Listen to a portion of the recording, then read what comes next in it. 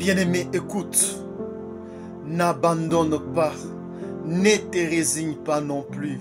Tu as tenté de pouvoir laisser ce péché. Voilà que tu te retrouves de nouveau dedans, au fond même. Bien-aimé, toi aussi, peut-être que tu avais laissé ce péché il y a des années, mais aujourd'hui tu deviens encore client de ce péché. Toi, tu as laissé, je ne sais, il y a que quelques jours, mais tout d'un coup, tu tombes encore dans ce même péché. Bien-aimé, c'est décourageant, c'est épuisant, c'est difficile.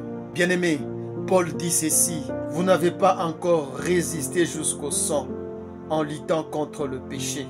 Bien-aimé, le péché vous combattra jusqu'à la mort. C'est le parcours d'ici-bas. Parfois tu vas vite, parfois tu traînes le pied, parfois peut-être tu tombes même dans la vallée, tu tombes même dans le péché. Bien-aimé, lève-toi, laisse-moi te dire, tu as du chemin à faire avec Jésus, parce que tu es la réserve de l'Éternel. Paul dit aux Romains, justice de Dieu par la foi en Jésus-Christ pour tous ceux qui croient. Bien-aimé, pendant que je parle, peut-être tu es déjà dans ce péché, tu vis déjà dans ce péché. N'abandonne pas de prier. Malgré que tu es dans ce péché, n'abandonne pas de prier pour ton relèvement. Seigneur, délivre-moi. À chaque fois que tu vivras dans ce péché, dis toujours, Seigneur, délivre-moi. La délivrance peut venir très vite. Elle peut aussi venir lentement. Bien-aimé, mais tant que tu vivras dans ce péché, n'abandonne pas de demander cette délivrance. Lorsque Israël était en Égypte sous l'esclavage de Pharaon, Israël n'a pas arrêté de pleurer. Il n'a pas arrêté de demander la délivrance jusqu'à ce qu'un beau jour, Moïse est arrivé et les a délivrés. Toi aussi, malgré que tu vis dans le péché, un beau jour, Jésus viendra pour te sauver. Un beau jour, tu te réveilleras et tu seras un autre homme. N'abandonne pas. Continue à demander la délivrance. Il va te délivrer. Tu es la réserve de l'Éternel. Que la vie d'aujourd'hui ne te ment pas, ne te floue pas. Bien-aimé, David dit ceci. Quand je marche dans la vallée de l'ombre de la mort, je crains aucun mal, car tu es avec moi. Ta houlette et ton bâton me rassurent.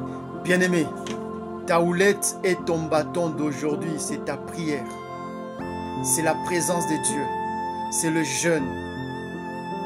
Bien-aimé, quelle que soit la vie que tu mènes, quelle que soit la vie que tu mènes, ne fuis jamais la présence de Dieu. Ne fuis jamais la prière. Ne fuis jamais la parole de Dieu. Écoute toujours la parole de Dieu. Lis toujours la Bible. Ne t'absente pas à l'église, même si tu vis une vie mauvaise.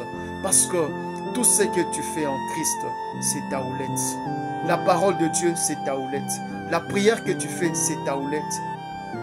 Le jeûne que tu fais, c'est ta houlette et ton bâton. Cela te rassure un jour d'être changé. Cela te rassure un jour de changer de vie.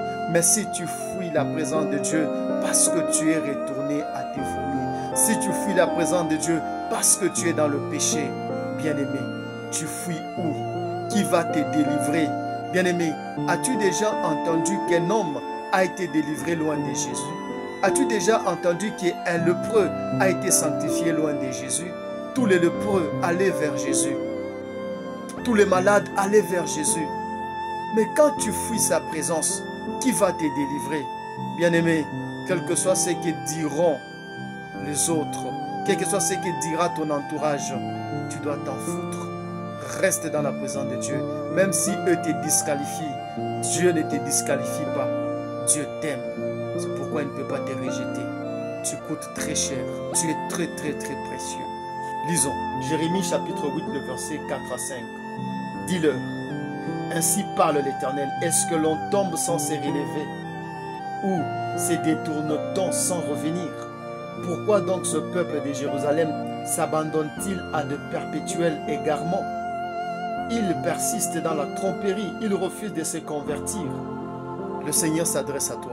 Est-ce que lorsqu'un homme tombe, il ne peut pas se relever? Lorsqu'un homme se détourne de Dieu, il ne peut pas revenir? Toi qui as fui la présence de Dieu parce que tu t'es détourné de Dieu. Parce que tu es tombé dans le péché. Toi qui es tombé dans le péché et tu as fui sa présence. Dieu te demande, est-ce qu'un homme tombe sans se relever? Est-ce qu'un homme se détourne sans revenir? Bien-aimé, tu ne peux pas revenir à Dieu si tu fuis sa présence dans l'état où tu es. Tu ne peux pas quitter la vie que tu mènes si tu fuis la présence de Dieu. La présence de Dieu est l'endroit idéal pour que tu changes. C'est lui qui fuit la présence de Dieu parce qu'il a péché, parce qu'il vit dans le péché. Bien-aimé, c'est parce que tu crois que ta force aurait suffi pour dire non à ce péché. La force ne suffit pas, tu vas toujours tomber. Mais quand tu sais que ce n'est pas par ta force, tu reviendras à Dieu malgré l'état